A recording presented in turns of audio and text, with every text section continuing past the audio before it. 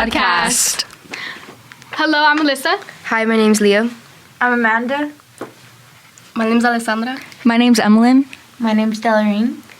And we're part of a HOSA chapter here at Central Union High School. And we're working on our mental health promotion project. And for this project, we wanted to do a podcast with our very own Central Union High School principal, Mr. Lyon. Please introduce yourself. Hi, I'm Craig Lyon, principal here at Central Union High School in my 10th year as principal. One of the best principals Central Union High School has ever had. Before we begin, we wanted to mention what HOSA is. HOSA isn't a club here at Central Union High School. It's an overall chapter in high schools throughout the whole world where we're exposed to techniques and skills we can acquire to use later on in the future to help us with our career in the medical field. FFA, but for students that want to be in healthcare in the future. It's our first year being in it. We're excited to find out what HOSA has in our future, and we hope to get to SLC. So if you listen to this podcast, please promote us on your Instagram page. Okay, back to our topic. Mr. Lyon, thank you so much for joining us today. We really appreciate your time. To start off, you may know our project includes talking about mental health and bringing awareness to it. But more specifically, we're focusing on people's stress and anxiety. So we just want to know from your perspective, what does mental health mean to you?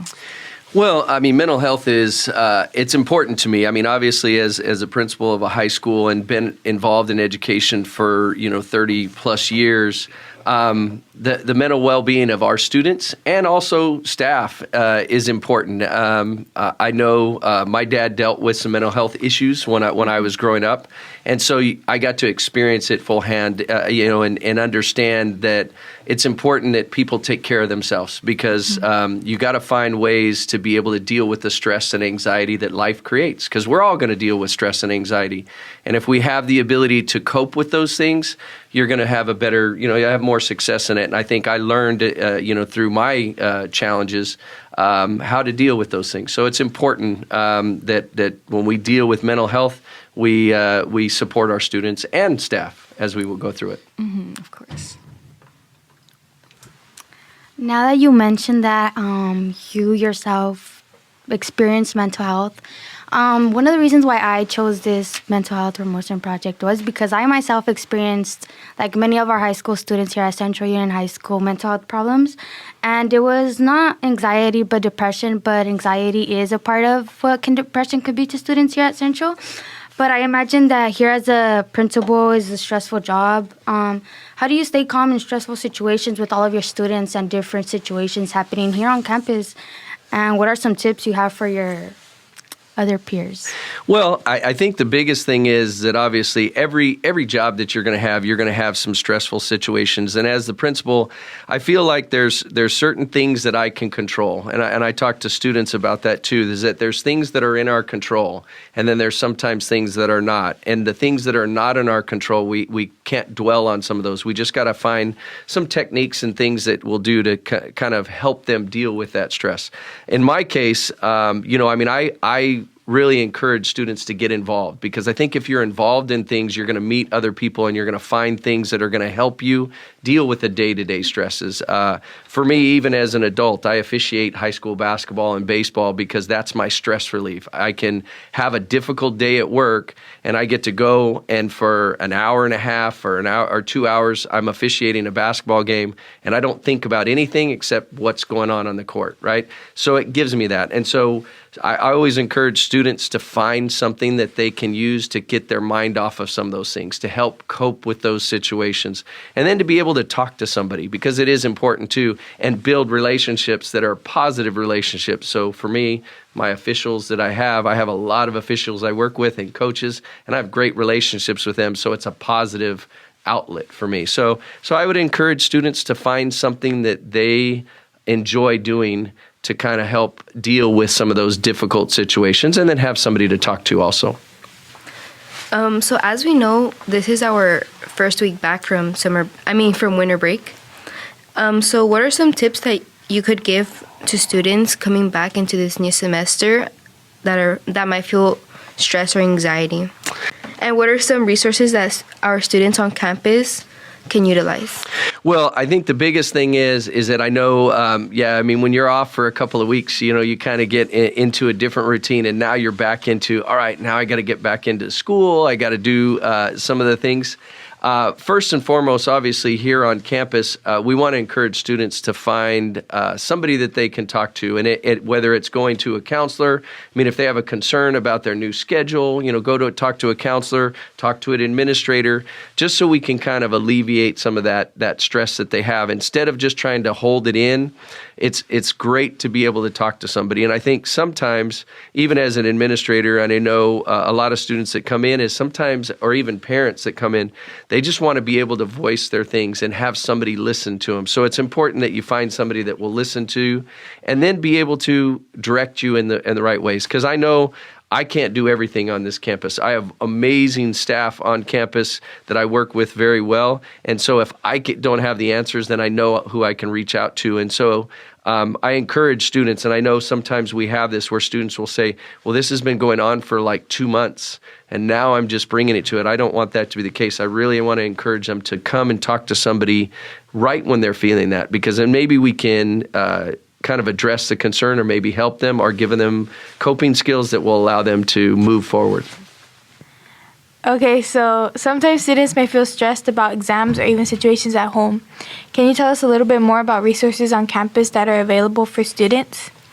Yeah, we have a lot of resources available on campus. Currently, obviously, we do have our counselors that do a counselor of the day that gives a student an opportunity to go in if they're feeling stressed or they just need somebody to talk to. They can talk to the counselor of the day.